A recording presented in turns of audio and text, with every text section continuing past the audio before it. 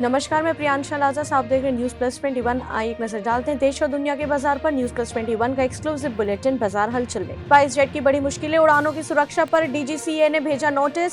17 दिन में आए तकनीकी गड़बड़ी के 8 मामले। खाने के तेल होंगे और सस्ते, सरकार ने दिए कंपनियों को कीमत घटाने के निर्देश। 12 रुपए प्रति लीटर तक राहत संभव। सोना वायदे कीमतों में 83 रुपए प्रति 10 ग्राम की तेजी। कृषि क्षेत्र में उत्पादन बाद की चुनौतियों को हल करने के लिए कदम उठा रही है सरकार, बोले तोमर। रसोई गैस में महंगाई की आग, रायपुर में 1124 रुपए का मिलेगा 14 किलो का घरेलू सिलेंडर। रायपुर मंत्रिमंडल उप समिति की बैठक खत्म। 2022-23 के लिए धान खरीदी का लक्ष्य निर्धारित।